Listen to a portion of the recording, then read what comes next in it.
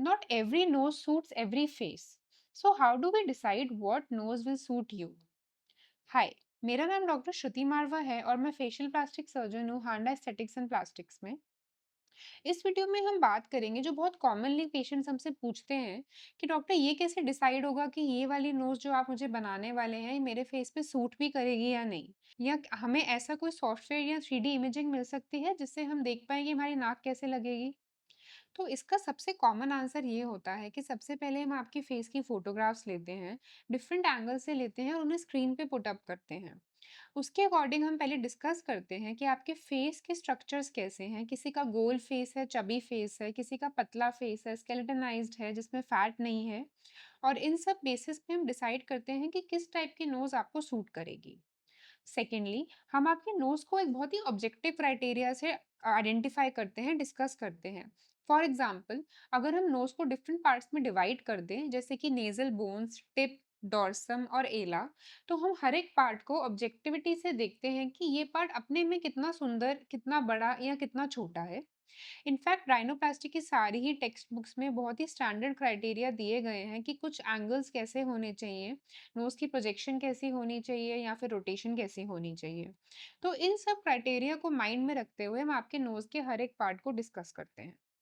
उसके अलावा कभी-कभार पेशेंट्स घर से कुछ फोटोग्राफ्स लाते हैं जिसमें हम देख सकते हैं कि वो कैसा रिजल्ट इमेजिन कर रहे हैं। And I would say 50% of the times, यानी 50% बार ऐसा होता है कि पेशेंट की एक्सपेक्टेशन रियलिटी से बहुत ही ऑड होती है, बहुत ही दूर होती है।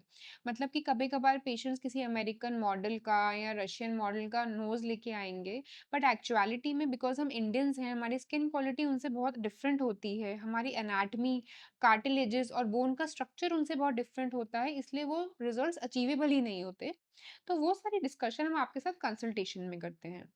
अब आती है इसमें 3D इमेजिंग और सॉफ्टवेयर की बात। 3D इमेजिंग और सॉफ्टवेयर हेल्पफुल है, बट ये एंड ऑल नहीं है, मतलब ये हमारा गोल नहीं है। उसका रीज़न ये है कि बहुत केसेस में 3D इमेजिंग ये नहीं बता पाता कि आपके टिश्यूज़ वैसे एक्ट करेंगे या नहीं। फॉर एग्जाम्पल, जस्ट बिकॉज एक 3D सॉफ्टवेयर दिखा दे कि आपकी टिप बहुत शार्प और पतली हो जाएगी, क्या वो एक्चुअलिटी में हो सकता है या नहीं, वो आपके डॉक्टर आपको बताएंगे, क्योंकि जिन लोगों की थिक स्किन होती है उनकी नाक को एक पर्टिकुलर पॉइंट से ज़्यादा पतला ही नहीं किया जा सकता। फिर इसके बाद डिस्कशन आता है मेल नोजेस और फीमेल नोजेस के डिफरेंस में। उसमें भी डिफरेंट सेलेक्टिव ऑब्जेक्टिव क्राइटेरिया हैं, जैसे कि फॉर एग्जांपल मेल नोजेस में जो नेज़ोलेबियल एंगल है वो 90 डिग्री होना चाहिए, फीमेल्स में 110 टू 120 डिग्री होना चाहिए।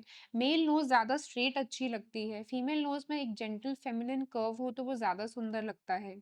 तो ये सारे पॉइंट्स को इकट्ठा हम डिस्कस करके पेशेंट की रिक्वायरमेंट्स और पेशेंट क्या चाहता है, लंबी नाक चाहता है, छोटी नाक चाहता है, बड़ी चाहता है, टिप ज़्यादा शार्प चाहता है या राउंडेड ही रखना चाहता है, ये सब चीज़ें जब हम डिस्कस करते हैं, फिर आपका एक राइनोप्लास्टी प्लान फॉर्मुलेट होता है। इसमें बहुत ज़्यादा निटी-ग्रिटीज़ और फाइनल डिटेल्स की इम्पोर्टेंस होती है।